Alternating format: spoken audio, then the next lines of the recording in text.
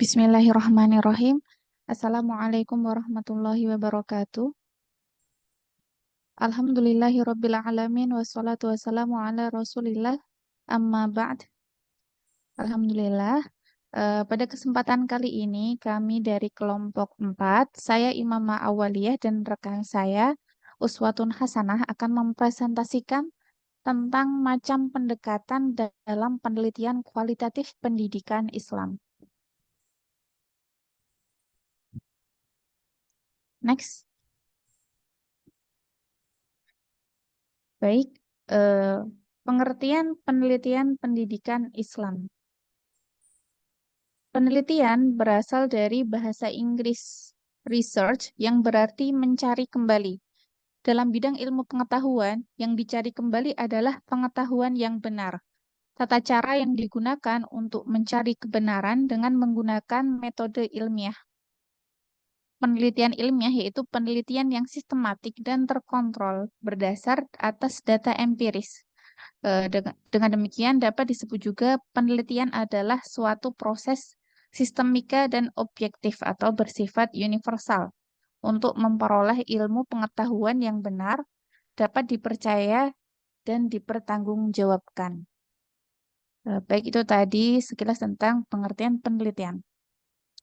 Selanjutnya, jika proses sistematis dan objektif tersebut untuk mengkaji atau menyelidiki masalah-masalah pendidikan disebut penelitian pendidikan. Travers menyatakan penelitian pendidikan adalah suatu kegiatan yang diarahkan kepada pengembangan pengetahuan ilmiah tentang kejadian-kejadian yang menarik perhatian pendidik.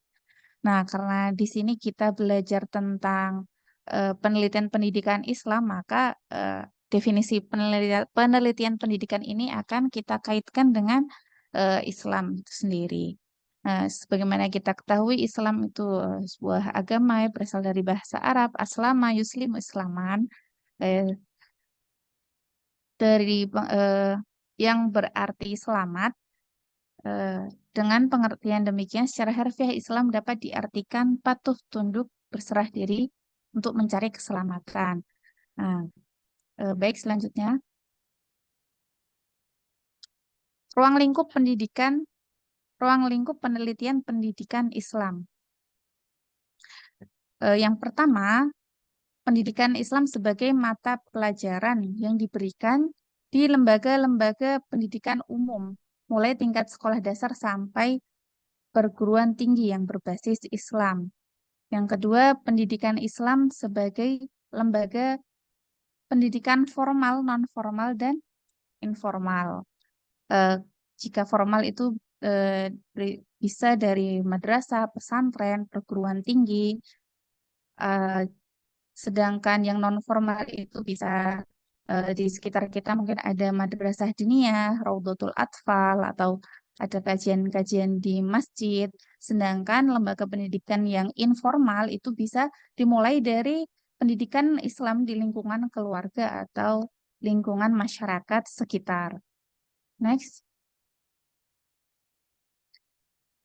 Ruang lingkup yang lain, pendidikan Islam itu juga bisa disebut sebagai sistem. Mencakup dasar dan tujuan pendidikan Islam, tenaga pendidik, peserta didik, lingkungan, kurikulum, metode, dan evaluasi. Jadi ini dalam sebuah sistem suatu pendidikan Islam. Yang keempat, ruang lingkupnya itu juga bisa dikaitkan dengan konsep dan sejarah. Konsepnya itu bisa berasal dari Al-Quran dan hadis, adapun sejarah itu bisa mencakup tentang sejarah pemikiran dan sejarah kelembagaan yang Islami. Dari keempat pernyataan di atas, ruang lingkup pendidikan Islam eh, bisa kita lihat bersifat universal ya Bapak Ibu, karena banyak sekali dari yang tadi sebagai mata pelajaran, bisa juga sebagai lembaga, bisa sebagai sistem, bisa juga dilingkupkan ke dalam konsep dan sejarah. Next. Selanjutnya kami akan membahas tentang model penelitian kualitatif dalam pendidikan Islam. Sebagaimana kita ketahui, penelitian itu ada kuantitatif, kualitatif, dan R&D atau Research and Development. Kali ini kita akan membahas tentang yang kualitatif. Apa itu penelitian kualitatif? Penelitian kualitatif atau sering disebut dengan penelitian kualitatif naturalistik, yaitu jenis penelitian yang mengkaji dan yang dapat menggambarkan realitas sosial yang kompleks dan konkret. Dapat disimpulkan bahwa penelitian kualitatif naturalistik adalah penelitian yang mempelajari orang-orang yang dilakukan dalam latar ilmiah dan lebih menekankan pada deskripsi data yang diperoleh melalui penelitian lapangan. Dalam penelitian kualitatif ini, data diperoleh dengan menggunakan observasi, wawancara, dan pemanfaatan dokumen. Secara garis besar, penelitian kualitatif itu meliputi ada 6 atau 7 cakupannya, yaitu ada pendekatan metode bervariasi yang nanti akan kami jelaskan lebih lanjut. Yang kedua, latar belakang penelitian, yaitu latar belakang ini biasanya akan dicari rumusan masalahnya dahulu yang melatar belakangi dilakukan sebuah penelitian. Yang ketiga ada sumber data. Nah, dalam melakukan penelitian kualitatif, sumber datanya itu ada 2, data primer dan data sekunder. Data primer ini data utama yang menjadi objek pembahasan kita, yang menjadi rumusan masalah kita tadi. Data primernya itu apa? Nah, data sekunder yaitu data-data pendukung, bisa diambil mungkin dari literatur-literatur referensi pendukung seperti buku, jurnal, atau karya ilmiah yang lain, bisa juga melalui wawancara atau observasi. Next. Yang keempat, prosedur pengumpulan dan teknik perekaman data. Teknik pengumpulan data yang digunakan dalam penelitian ini adalah metode observasi dan metode wawancara. Observasi itu yang kita berusaha mencari tahu seluk-beluknya seperti apa. Observasi ini macam-macam. Jika konteksnya adalah kualitatif, kita bisa mencari dengan library research. Jika wawancara, metode wawancara itu dari segi pelaksanaannya dibedakan menjadi 3 macam. Ada wawancara bebas atau unguided interview. Ada wawancara terpimpin, guided interview, dan wawancara bebas terpimpin. Sebagaimana yang kita ketahui, wawancara itu ini ya Bapak Ibu, komunikasi tanya jawab antara peneliti dan responden atau penanya dan penjawab. Dan ini dilakukan secara tatap muka sehingga gerak dan mimik responden merupakan pola media yang melengkapi kata-kata secara verbal. Baik, selanjutnya yang kelima yaitu analisis data. Dalam proses analisis data, peneliti harus memperhatikan transkrip wawancara, catatan lapangan dari pengamatan, catatan harian penelitian, catatan kejadian penting dari lapangan, memo, dan refleksi diri. Next. Yang keenam yaitu pemeriksaan atau pengecekan keabsahan data. Adapun teknik yang digunakan dalam pemeriksaan keabsahan data adalah sebagai berikut, yaitu observasi yang diperdalam. Observasi berasal dari bahasa Latin yang berarti memperhatikan dan mengikuti. Memperhatikan dan mengikuti dalam arti mengamati dengan teliti dan sistematis sasaran perilaku yang dituju.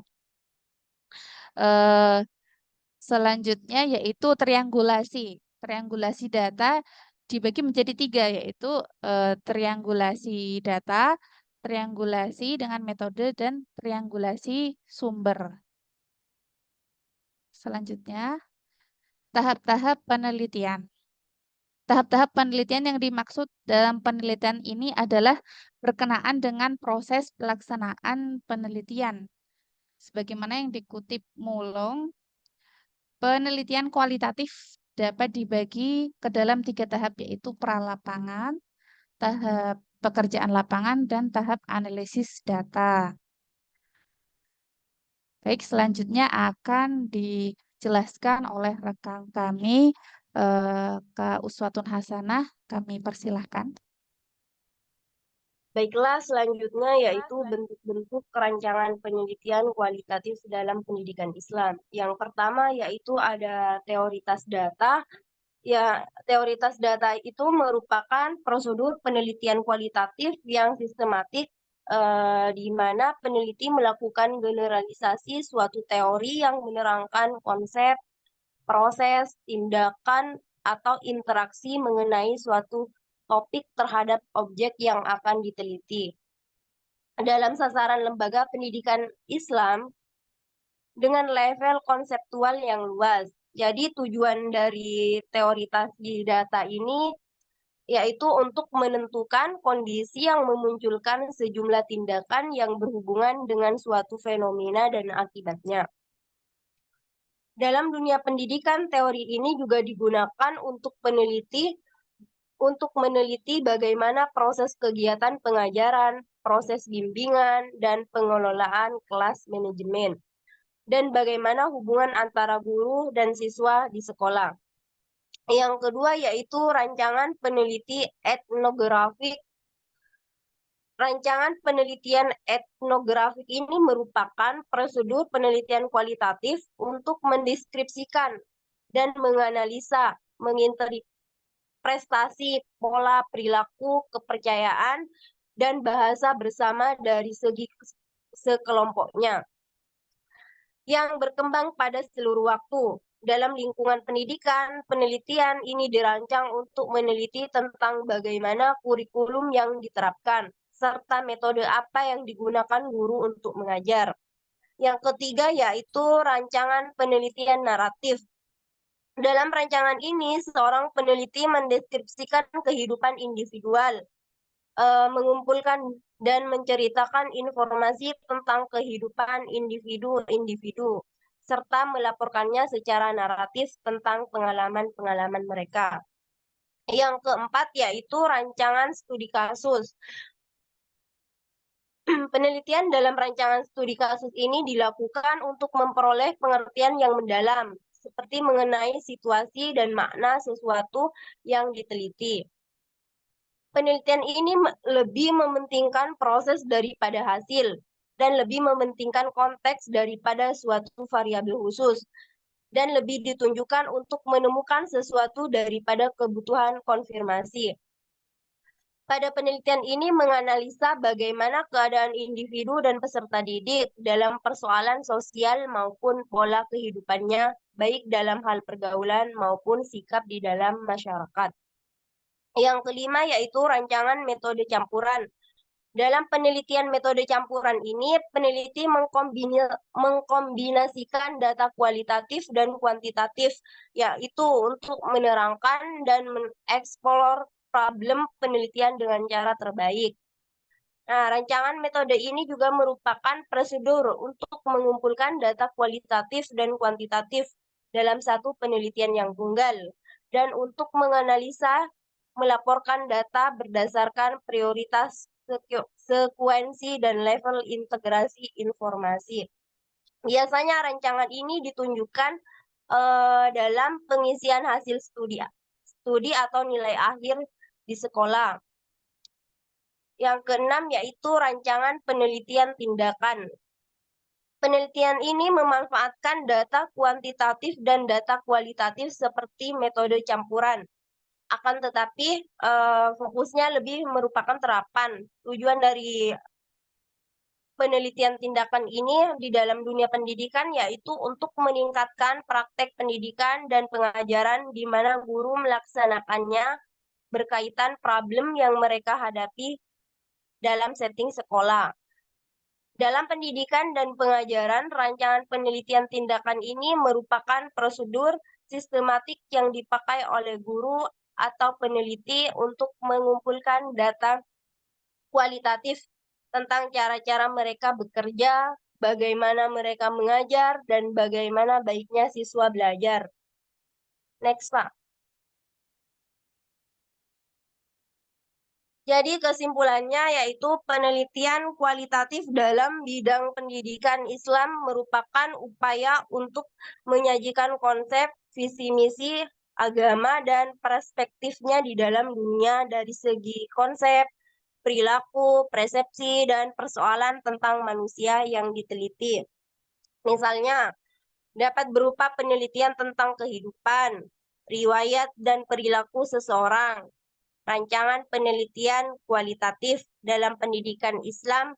Penelitiannya ini bersifat sementara karena ketika penelitian berlangsung, peneliti secara terus-menerus menyesuaikan rancangan tersebut dengan proses penelitian dan kenyataan yang terjadi di lapangan, khususnya di dalam dunia pendidikan. Ruang lingkup kajian penelitian pendidikan Islam merupakan mata pelajaran lembaga, konsep, dan sejarah. Adapun model dari penelitian kualitatif yaitu observasi, pengumpulan data, perekaman data, dan wawancara. Bentuk-bentuk rancangan penelitian kualitatif terdiri dari grounded teori, penelitian etnografik, penelitian naratif, dan rancangan studi kasus, metode campuran, dan rancangan penelitian tindakan. Sedangkan konteks pendekatan kualitatif dan unsur-unsur utama sebagai isi rancangan peneliti dalam pendidikan ini adalah konsep penelitian, fokus kajian, tujuan penelitian, ruang lingkup, setting penelitian, perspektif teoritik, dan kajian pustaka, serta metode yang digunakan.